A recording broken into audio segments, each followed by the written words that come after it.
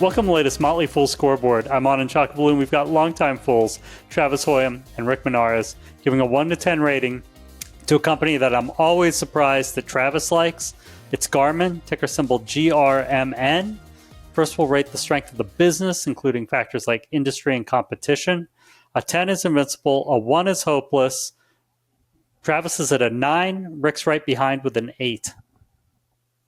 Yeah, so Garmin has come a long way. It began as a pioneer in consumer electronics featuring GPS and navigational technologies.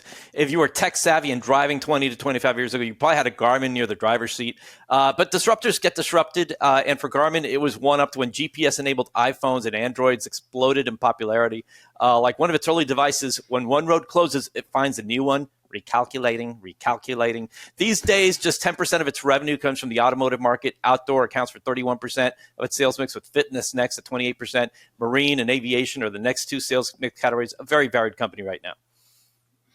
Yeah, look, here's the thing. If Apple tries to kill your business with the Apple Watch and it doesn't succeed and you come out stronger, that's a really good company. And so that's where I think I just kind of fall with Garmin in general. It continues to be a more and more compelling product. You know, I went from a Garmin, moved to an Apple Watch, and then I'm back. I think I'm 2 Garmin's in since then, because it's just such a great product. They're getting more and more digital solutions with coaches and things like that. They also just they announced this morning as we're recording, they're acquiring MyLapse, which is going to bring them more into that kind of racing information, not only running, racing, and biking racing, which is, you know, kind of what they're known for today, but also motorsports as well. So I just love where they're headed. Now, the price may be a little too expensive, so we'll get to that in just a minute, but the products are phenomenal and potentially very well positioned if we are going to be moving to wearables. You know, maybe this isn't thought of as like an AI company today, but it is the device that you probably have closer to you than anything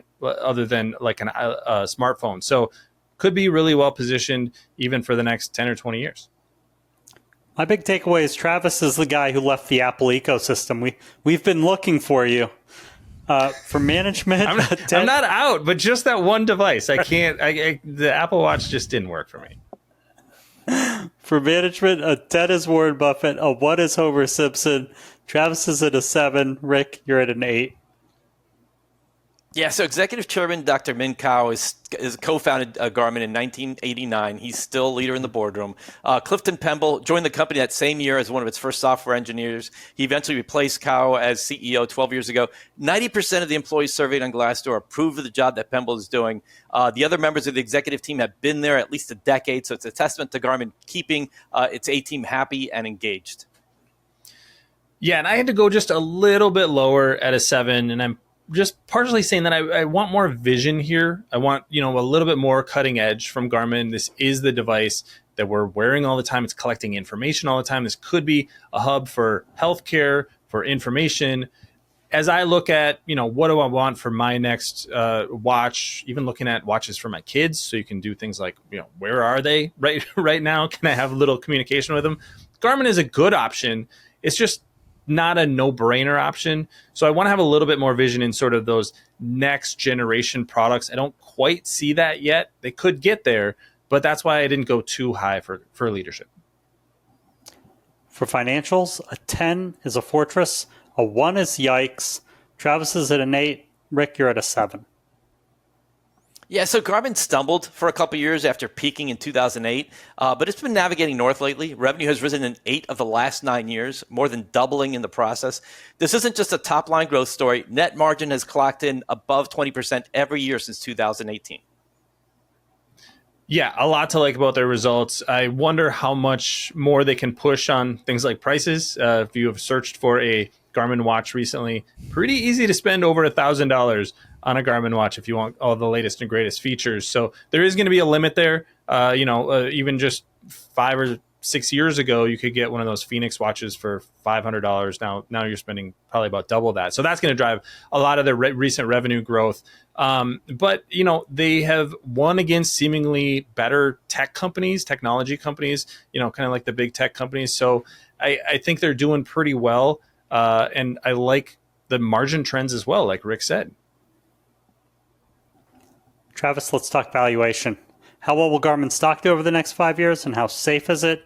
10's a sure thing, 1's a lottery ticket. I went 5 to 10% and a safety score of 7. Went a little bit higher on that safety score because I think this is a much more durable business than you may think on the surface. I think you just think of Garmin, you think of, it's a nice niche product. It's actually a phenomenal growth business, and the numbers are just hard to ignore right now. If this was trading for 15 times earnings, I would go higher, but it's not. It's trading for 30 times earnings, so I want to set those expectations a little lower. Yeah, so I matched Travis on both scores, 10% to 15% and safety score 7. Garmin trades at a market premium, but its ability to embrace change and keep remaining relevant is worth that markup, I think. Garmin has a cash-rich balance sheet and minimal long-term debt. It's able to pay out a reasonable 1.5% dividend yield that should keep going up. Disruptors that get disrupted eventually run out of get-out-of-jail-free cards, but I see this as a GPS investment in my eyes, a good, productive stock. Actually, Rick, you broke through the Travis ceiling. You're actually more bullish on returns. I think you've got 10 to 15%. Travis only had 5 to 10%, right, Travis? Yes. All right. Well, Yeah, oops. that's right. Yes, my apologies. I am more bullish on Garmin than Travis, who is really bullish on Garmin. Yes. Yeah, no, so surprising. We'll get to top it. Travis, is there a company in Garmin space that you like better? You always take out the Mag 7, so I can't go with the easy pick in the Mag 7. We can't have another Amazon.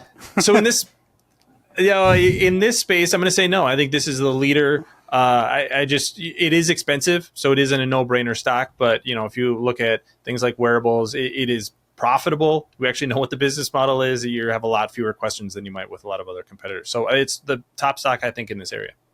I had to travel far using a GPS to find a stock that I would replace with Garmin, and I'm going to go with Israeli's company, Ituran Location and Control, ITRN. They're a provider of GPS devices that go into cars or fleets. If you need to track where your cars or your drivers are, you plug one of these in, and they have more uptime than the competition. And it's a global company, and while there are geopolitical risks with an Israeli investment right now, I think the company's thriving. It's trading at a PE multiple in the low teens, which is attractive. It has a quarterly dividend that's yielding right now 5%, so that's attractive. And again, this is a company that may not be growing as quickly as Garmin, but it is consistently growing, and I like that.